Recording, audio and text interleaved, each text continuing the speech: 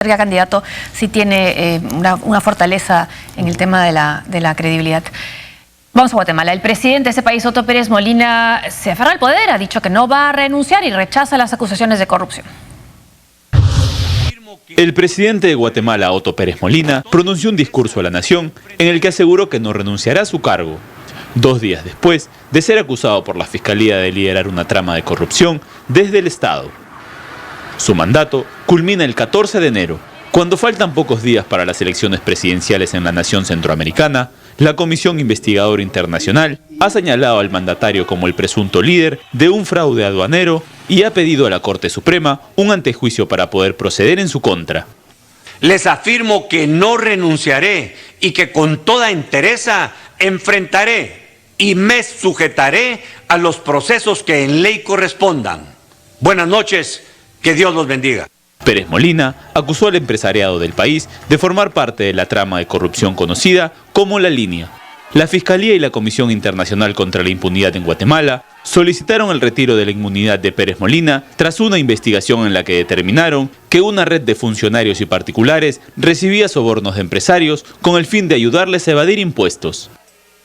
El viernes, el Ministerio Público y la CICIG hicieron señalamientos graves que pretenden vincularme con el caso conocido como La Línea y solicitaron un antejuicio contra mi persona.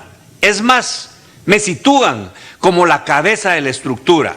Declaro categóricamente que rechazo mi vinculación a la misma y el haber recibido dinero alguno de esa operación de defraudación aduanera. Mi conciencia, en ese sentido, está tranquilo. Daré la cara y demostraré frente a la institucionalidad que en ley corresponde, mediante el debido proceso, que no he sido parte y mucho menos receptor de esos fondos mal habidos en perjuicio del pueblo de Guatemala. En tanto, el ministro de Salud de Guatemala, Luis Monterroso, presentó su renuncia al cargo y es el tercer miembro del gabinete de gobierno del presidente Otto Pérez Molina en dimitir en apenas 2 días. El Ministerio de Salud confirmó a través de su cuenta oficial en la red social de Twitter que el titular de dicha cartera presentó su renuncia al mandatario guatemalteco. Los otros 2 funcionarios que renunciaron al cargo el sábado fueron el titular de Educación, Cintia del Águila, y de Economía, Sergio de la Torre. Ambos funcionarios, los únicos que quedaban desde que el presidente alcanzó el poder, aseguraron sentirse traicionados y decepcionados. Bueno, el presidente de Guatemala insiste en mantenerse en el poder, pero se va quedando solo. Hemos visto las renuncias de ministros, también viceministros, incluso el arzobispo. La Iglesia Católica, representada en el arzobispo de Ciudad de Guatemala, ha pedido que renuncie y hoy día ha salido una grabación que lo involucra, que lo inculpa en este caso de corrupción en aduanas. Finalmente el eje de la corrupción estaba en aduanas. Se calcula que se robaba la mitad de los impuestos que debía recaudar el ente aduanero.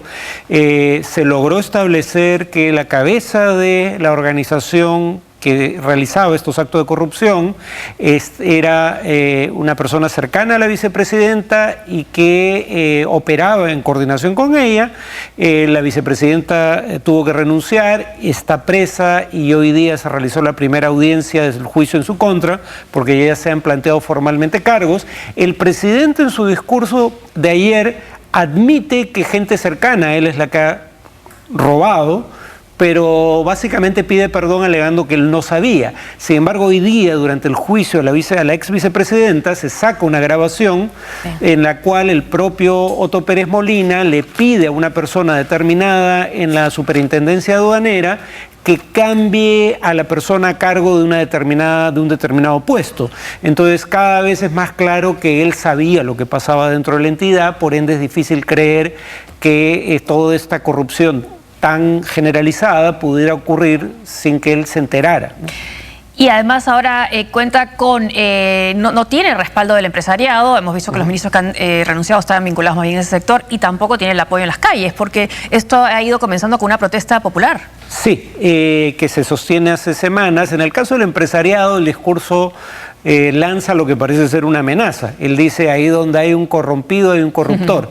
Y entonces, y ese corruptor probablemente provenga del ámbito empresarial o esos corruptores. Y entonces, civilinamente dejó entrever que si caen... Van a caer otros. Claro. si cae gente cercana a él, incluyendo él, al cual ya se ha pedido un antejuicio ante el Congreso para eventualmente poder someterlo al Poder Judicial, desprovisto ya de su inmunidad como presidente. Si eso llegara a ocurrir, no sería él el único en caer, sino que habría otras personas, sobre todo del ámbito empresarial. Y luego se critica la participación de una comisión auspiciada por Naciones Unidas como un acto de injerencia extranjera. Entonces, claro, cuando la soberanía se invoca únicamente para evitar ser acusado de corrupción, flaco favor se le hace a la identidad nacional y a las prerrogativas soberanas del Estado. Y hay decisiones fuertes como las que ha tomado la justicia de encarcelar a la vicepresidenta. Claro. El presidente de Colombia, seguimos en América Latina, Juan Manuel Santos, no está de acuerdo con el cierre parcial de la frontera. Por otro lado, el gobierno venezolano deportó a casi 800 colombianos indocumentados. El cierre parcial de la frontera con Colombia por cuestiones de seguridad llegó a su punto más crítico este fin de semana, luego que el gobierno del presidente Nicolás Maduro ordenara la deportación de al menos 800 colombianos, entre ellos 124 menores de edad. En el último año se han realizado 1.500 deportaciones en el marco de la Jornada Especial, Operación de Liberación y Protección del Pueblo, una campaña policial con la que Venezuela busca desarticular a algunas bandas criminales. La medida de fuerza llega luego que el jefe de gobierno declarara el estado de excepción en 5 municipios del estado fronterizo de Táchira, en el lapso de 60 días prorrogables. De inmediato, el gobierno colombiano se pronunció al respecto, ordenando al ministro del Interior de su país, Juan Fernando Cristo, encabezar una comisión en Cúcuta para revertir la situación y solicitar a Caracas su colaboración ante los problemas de seguridad. Si es por cuestiones de seguridad, la respuesta no debería ser cerrar la frontera, debería ser más bien colaborar en forma más eficaz con las autoridades colombianas porque tenemos los mismos objetivos. La ciudad colombiana de Cúcuta se encuentra cercana a las ciudades de Ureña y San Antonio en el estado venezolano de Táchira, a través del puente internacional Simón Bolívar, por el que transitan miles de personas y vehículos, incluso productos de contrabando, según las autoridades venezolanas. Respecto al comercio, el jefe de gobierno del distrito de Caracas, Juan Duarte, ordenó prohibir a las personas hacer filas nocturnas a las afueras de los supermercados de la capital, fuera del horario de atención al público. Aunque la medida no tiene fecha de aplicación, con ello se buscaría evitar la presencia de los llamados especuladores, quienes, según el gobierno bolivariano, incitan la escasez, el bachaqueo o la venta ilegal de artículos a precios exorbitantes y el contrabando a Colombia. La frontera entre Colombia y Venezuela es una de las más extensas de América Latina y también la más poblada, y donde se da un comercio muy también intenso. Y esta decisión de Maduro, criticada por Juan Manuel Santos, también está provocando una crisis humanitaria. Sí, porque, digamos, para decirlo con claridad, parte de quienes se dedicaban al contrabando de bienes subsidiados desde Venezuela hacia Colombia eran sectores de bajos ingresos, en buena proporción comunidades indígenas para las cuales esa frontera era una mera convención política, ¿no? Pero esto era previsible en un contexto en el cual, si tú tienes un galón de gasolina en la mano, en un lado de la frontera vale 1 y apenas pasas la frontera vale 7, 8 o 10. Claro. Entonces, mucha gente sencillamente se dedica a pasar bienes subsidiados en Venezuela a Colombia y venderlos a su valor de mercado, que es muchas veces más que el precio original en Venezuela, sin contar con el hecho de que también dentro de la propia Venezuela hay un mercado negro para estos bienes subsidiados. En el caso de la frontera entre Colombia y Venezuela, es una frontera que históricamente ha sido una frontera porosa, en donde han pasado guerrilleros y paramilitares colombianos también hacia Venezuela, contrabando en ambas direcciones, dependiendo del momento histórico, tráfico de personas, en fin. Digamos, todo tipo de actividades ilegales, ¿no?, que se han realizado históricamente a lo largo de esa frontera y ahora centradas fundamentalmente en los productos subsidiados. Para algunos ha sobrereaccionado Maduro con esta decisión y responde más bien a una cuestión interna de tratar de unificar a su propia población contra lo que consideran en ese caso una amenaza, aunque nunca lo ha sido. Colombia ha sido más bien un país hermano, pero puede ser, ¿no?, dada la situación, más aún ahora con la caída del precio del petróleo. Sí, ahora, Solo podemos especular, pero digamos Táchira ha sido uno de los bastiones de la oposición al gobierno. Esto debilita la economía local. Además, en la medida en que se reduzca el contrabando de bienes subsidiados, habrá en principio un poco más de oferta de bienes dentro de la economía venezolana. El gobierno creo que tiene la intención de, controlar la comercialización de bienes subsidiados, garantizar que, dado que no hay suficiente oferta para toda la población, al menos las bases sociales del régimen reciban esos bienes subsidiados y acudan a votar en diciembre, tratando de prevenir la derrota que auguran la mayoría de encuestas. Ahora sí, se mantiene el diálogo, ¿no? Las cancilleres ya se han reunido en Costa Rica, se van a reunir el 14 de septiembre también, entonces por lo menos por la vía diplomática no ha sucedido lo que pasó con el gobierno de Uribe, ¿no? Que se rompieron... con el gobierno con el que se han roto, digamos, para todo efecto práctico canales de comunicación es el de Guyana por un diferendo limítrofe, pero ya con Colombia no se repite ese tipo de situaciones.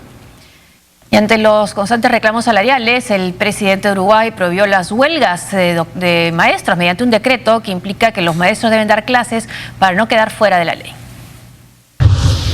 En medio de una fuerte lucha con el gobierno por sus salarios, los maestros de educación primaria y secundaria de Uruguay dieron inicio a una serie de paros, actividades y huelgas que han paralizado el sistema educativo público hace más de una semana. Por ello, en un intento de encontrar una solución para este contexto, el presidente uruguayo Tabaré Vázquez decidió decretar la esencialidad de la enseñanza, lo que implica que los maestros deberán seguir impartiendo clases para no quedar fuera de la ley. La medida empezará a regir a partir de la próxima semana y todos los docentes estarán obligados a regresar a clases. No muy contentos con ella, el gremio ha decidido presentar una denuncia ante la justicia debido a que consideran que la esencialidad de la enseñanza es ilegal, porque no hay ningún factor que ponga en riesgo la vida de los estudiantes. Y no solo eso, piensan llevar la denuncia a la Organización Internacional de Trabajo. A pesar de las tensiones, la ministra de Educación se mostró dispuesta a mantener conversaciones con los docentes. Eugenia Rodríguez. El secretario general de Naciones Unidas, Ban Ki-moon, abandonará su cargo el 31 de diciembre del 2016 y se baraja la posibilidad de que su sucesora sea una mujer, según el diario estadounidense New York Times en su edición del fin de semana. Entre los nombres femeninos se menciona como posibles candidatos al actual presidente de Chile, Michelle Bachelet, quien ya tenía un cargo en Naciones Unidas. El análisis de este medio, que recoge opiniones de varias organizaciones de mujeres en 36 países, destaca el liderazgo de Bachelet y su desempeño en la dirección ejecutiva de ONU Mujeres. Otras de las candidatas que destacan en esta lista de sucesores están la actual directora de UNESCO, Ina Bokova, la presidenta de la Comisión Europea y la ex primera ministra de Nueva Zelanda, Helen Clark.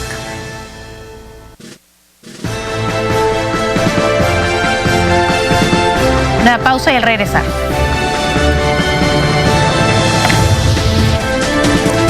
Las protestas en Beirut dejan un muerto. El malestar llega a su punto máximo porque el gobierno no resuelve dónde llevar la basura.